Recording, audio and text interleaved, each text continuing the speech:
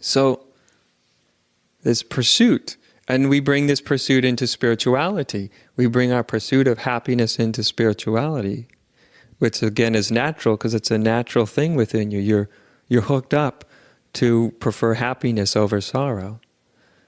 And yet, if happiness is held as our highest virtue, our highest calling, if the pursuit of happiness is the most important thing to us,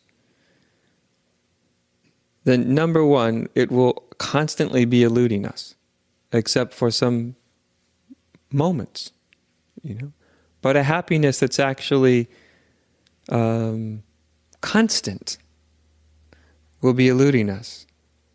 They don't tell you when you are sort of raised to pursue happiness, They don't tell you that your pursuit is actually not going to make you a happy person. Really happy people aren't pursuing happiness. You ever notice? And of course, we think that, of course, they're not pursuing happiness because they've already got happiness. Do you see what I mean? But it's just possible that maybe they've got happiness because they're not pursuing it. You see? But if you don't have it, you think they got it because they pursued it. You see what I mean? And so we keep pursuing. We bring it into spirituality, the same pursuit. I'm looking for happiness.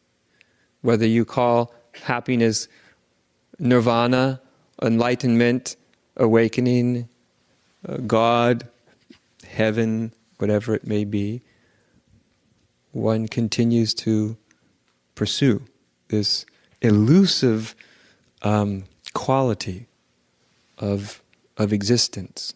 You see? But as I said, what's not spoken, what's not told to you, is the pursuit of happiness leads to sorrow. That's what we're not told.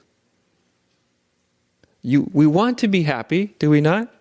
We want to be happy, but the more we try to be happy, the less happy we actually end up being.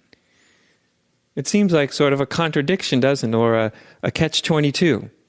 That you hook up to want this thing, but the more that you want it, the more you pursue it, the less of it that you really have.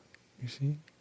And if you get it through your pursuit, you'll be afraid because whatever you can attain, you know that you can just as easily lose. You see? If someone makes you happy, you know you can lose them. Worse than that, you know you will lose them. At some point. They won't last forever any more than you'll last forever.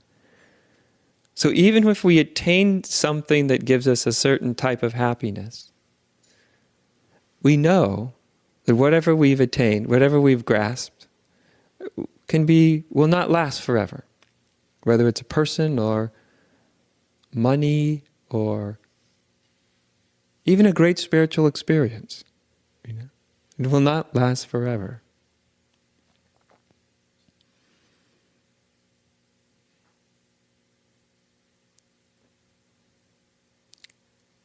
In the midst of all this pursuit, there is the sacred, you see. And the sacred isn't necessarily the pursuit of happiness, although one wants to be happy. That which is sacred, true, reality. It's a deeper thing within us.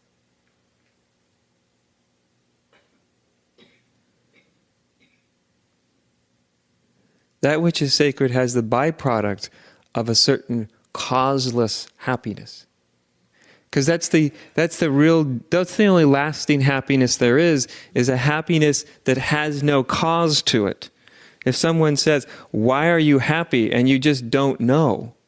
Do you see what I mean? True happiness doesn't have a cause. There's no reason for it. It's not the result of attaining something or finding something, or there's literally no reason for it. And that's the kind of happiness that comes out of the sacred. It's a causeless happiness, a sort of causeless peace. Causeless meaning there's no reason for it. It's just there. It's just the nature of reality is there's this exuding of well-being, right? And those moments that you get, for many of you, maybe what brought you into spirituality was some such moment where there was a sense of a causeless state of well-being. Like nothing changed.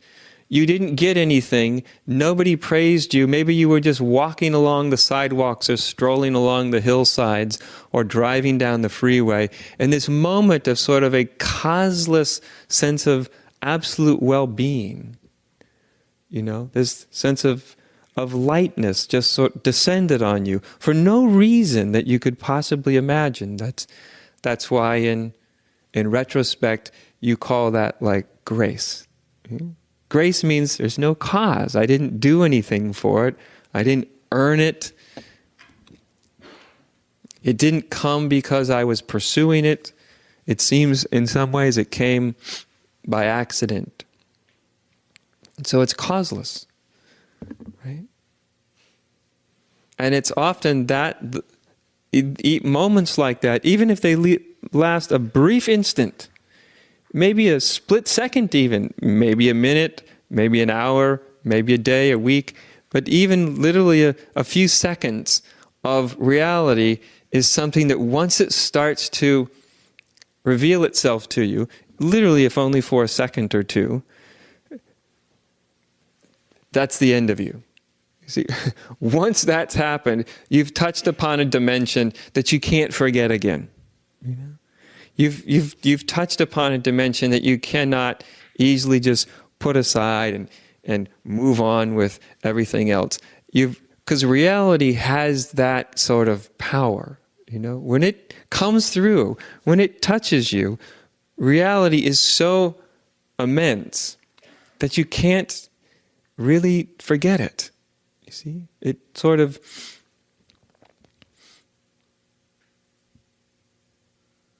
lulls you towards itself, right? That's a spiritual yearning. That's a spiritual yearning towards whatever it is you're yearning towards, right?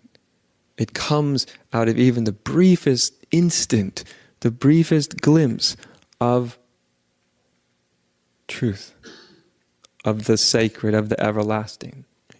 It's a very, very powerful force when it comes to you.